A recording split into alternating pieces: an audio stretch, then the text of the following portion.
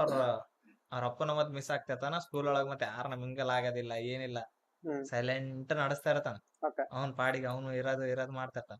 ಹಂಗೆ ಬರಿತಿರ್ತಾನ ಅವ್ನು. ಸ್ಕೂಲ್ ಒಳಗ್ ಏನಾಗ್ತಾವ, ಫ್ರೆಂಡ್ಸ್ ಮೇಲೆ ಏನಾಗ್ತಾವ, ಜೋಕ್ಗಳು ಬರ್ದೆ ಅವು ಇವು ಬರ್ದೆ ಬರಿತಿರ್ತಾನ. ಹಾ ಅವನು ಹೋಗ್ತಾ ಹೋಗ್ತಾ ಅವ್ರ ಅಪ್ಪಂದು ಲೆಟರ್ ಬರ್ತಿರ್ತಾವ. ಲೆಟರ್ ತಗೊಂಡು ಓದ್ತಿರ್ತಾನ. ಹೋಗ್ತಾ ಹೋಗ್ತಾ ಸ್ವಲ್ಪ ದಿನ ಆದ್ಮೇಲೆ ಅವ್ರಿಗೆ ಒಬ್ಬ ಹುಡುಗ ಅವ್ರ ಸಾರ್ ಬಂದು ಹೇಳ್ತಾನ. ಕರ್ಕೊಂಡೋಗಿ ಸೈಡ್ಗೆ ಕರ್ಕೊಂಡೋಗಿ ನಿಮ್ಮ ಅಪ್ಪಂದು ಹಿಂಗ್ ಆಗ್ಯದ ಅಂತ ಹೇಳಿ ಹೇಳ್ತಾನ. ಹ್ಮ್ ಹೇಳಿದಾಗ ಅವ್ನ್ ಫುಲ್ ಬಾಳ ಫೀಲ್ ಆಗ್ತಾನ.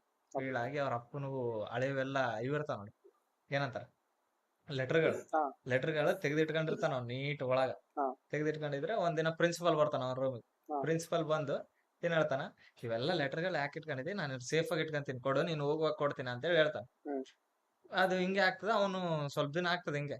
ಮುಗಿದ್ಮೇಲೆ ಇನ್ನೇನು ಸ್ಕೂಲ್ ಮುಗಿಬೇಕು ಅನ್ನೋ ರೇಂಜ್ ಇದ್ದಾಗ ಅವನು ಎಂತದ್ ಪೋಯಮ್ಗಳು ಬರಿತಿರ್ತಾನ ಅಂದ್ರೆ, ಮೀಮ್ಸ್ ಕಾಮಿಕ್ಸ್ ಬರ್ತಾವಲ್ಲ, ಹಾ ಅದ್ರೊಳಗ ಸಾರ್ಗಳನ್ನ ಟಾಂಟ್ ಕೊಡೋ ಇರ್ತದ ನೋಡು. ಓ ಸಾರ್ಗಳು ಮೂಗಿಳಿಸಿದೆ, ಸಾರ್ಗಳ ಹಾ, ಅದೇ ಏನೇನೋ ಸ್ವಲ್ಪ ವಿಚಿತ್ರ ವಿಚಿತ್ರ ಮಗ. ವಿಚಿತ್ರ ವಿಚಿತ್ರ.